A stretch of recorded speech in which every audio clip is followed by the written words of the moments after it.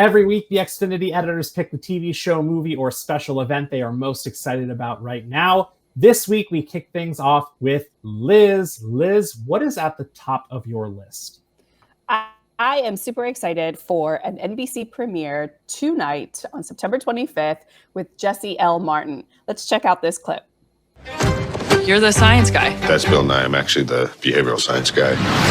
Are you familiar with predictable irrationality? Paradoxical persuasion. Retrospective framing. Attentional blindness. Bereavement sex. That's a thing. Nothing irrational about that. Understanding human nature can be a superpower, which is why the FBI ends up calling me. Did you really help the Rams win the Super Bowl? Well, that was a risky experiment, but it worked out for them. Yay. So The Irrational will premiere tonight on September 25th and then come on every Monday after that. And I'm so excited to watch Jesse L. Martin. I love him, and I've loved him since his original Broadway premiere of Rent. Love him. Yes. And then this particular story, The Irrational, is based on a best-selling novel by Dan Ariely called Predictably Irrational. And it follows a renowned professor of behavioral health as he uses his quirky understanding of human behavior to help the FBI solve huge cases for the government, law enforcement, and big corporations. I mean, I feel like this is a little bit of sort of like the House, if you will, of of like true crime. And so I'm excited to see like that quirky type of like thinking and being able to solve these cases that other people can't solve. So I'm excited to see this one.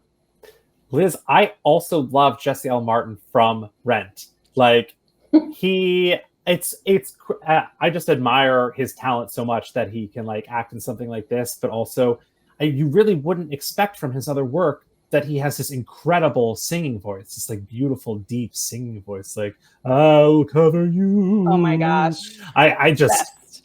When I sing Rent alone in my car, his parts are my favorite because I can do like the deep voice better than I can do the high voice. Oh my gosh, me too, actually. And it's and I can sing that original cast of Rent from the first word to the very end.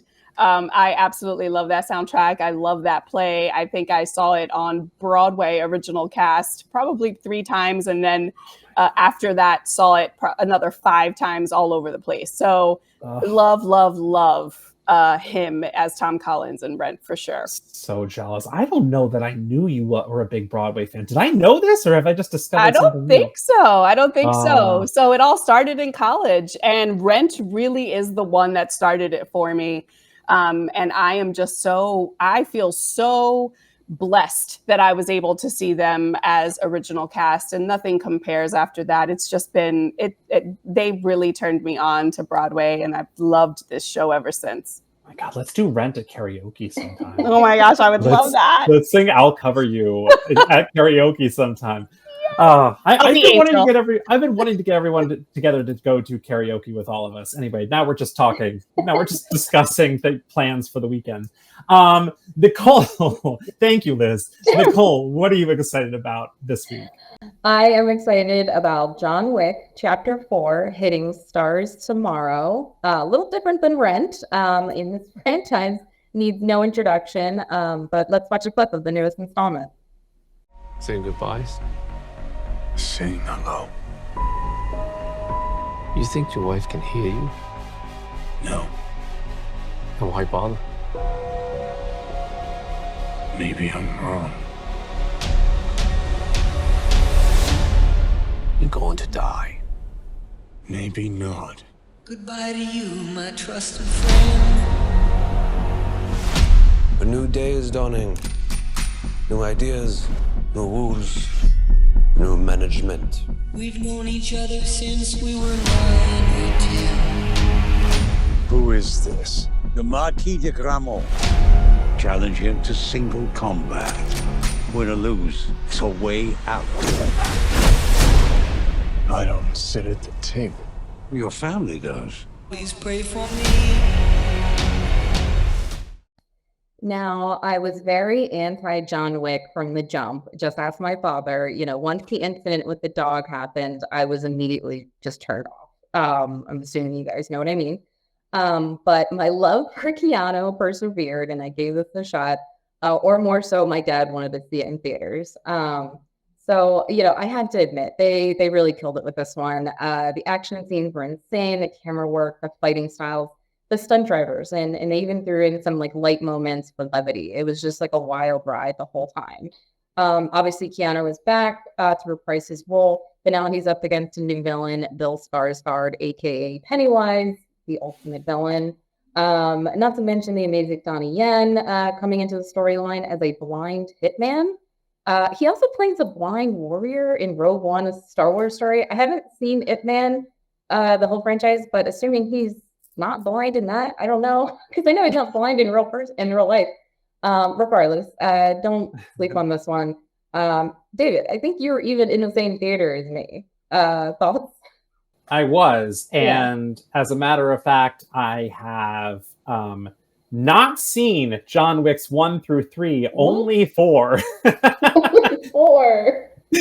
And I didn't feel like I needed to see the first 3. Maybe it's because like John Wick has become such a cultural phenomenon that I've gotten all the information I need about it through stories and just seeing clips and things. Like, I know how his whole story got. I know about the dog. I know about his wife. I know all of that. And then it's just like lots of gunfights in the middle. And then we're here to chapter 4. And so the action is incredible. I thought, you get kind of numb to the death because there's so much of it. Yeah. But it is definitely one of those things where you just got to turn your brain off and just enjoy the ride, because it is pure action movie. Chaos, nothing makes sense. He should have died 600 times. That kind of logic. Yeah. But it is really. Go ahead, Liz. Sorry. I'm sorry. I was just going to say, and nobody does that like better than Keanu, right? Like, I did not watch 2 and 3. So I did watch the first one, and I haven't watched this one yet, but I will. But it just feels like, David, I feel the same way. Like, Keanu is just so iconic in that it's almost like he's like, oh, I'm here to fight again. Right. Like, he's just so nonchalant about the whole thing. And I love that. And no one else could do an action movie like that but him. Yeah. It's just another day in the life for Keanu. Yeah. It's a really good time to be a John Wick fan, because you've got the Continental from the world of John Wick, which is the 3-part sequel series available right now on Peacock. John Wick's chapters 1 through 3 are available on Peacock, and now chapter 4 will be available on Starz. So you've got access to the whole shebang, as they say. They do say that. They do say it. Someone said that once 20 years ago. The show that I am most excited about this week is the all-new spinoff of the hit superhero dramedy The Boys, entitled Gen V, which premieres on Prime Video this Friday, September 29th. Let's take a look at a clip. Welcome to Godolphin University. Hey! We've trained the best and brightest young heroes since 1965. Godolphin is a safe space for you to thrive.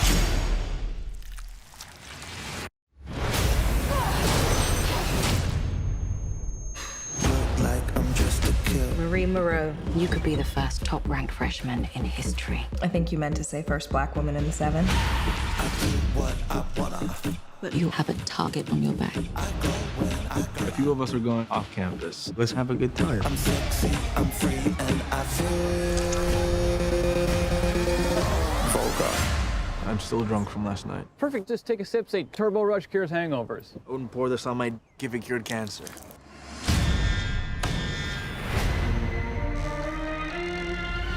There are dangerous, evil people at that school.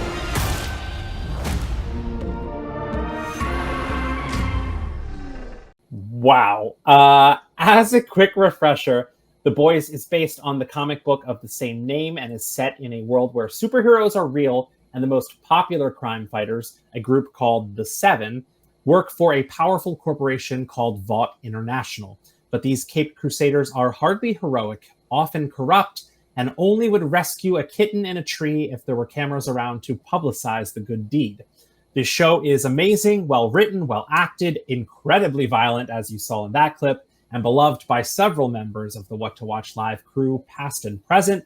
This new series, Gen V, is set within the Boys universe and follows young adult superheroes as they learn to harness their powers at a special university run by the aforementioned Vought International. If you're a regular viewer of What to Watch Live, you might remember that I mentioned Gen V last month while discussing my love for the Netflix series Teenage Bounty Hunters, because one of that show's stars, Maddie Phillips, is also in Gen V.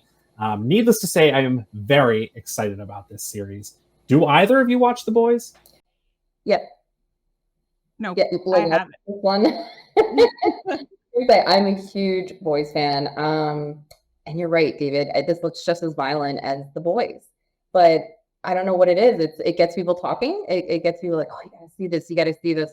Plus, I think where's the Dennis Quaid's son's in it. I'm blanking on everyone's name today.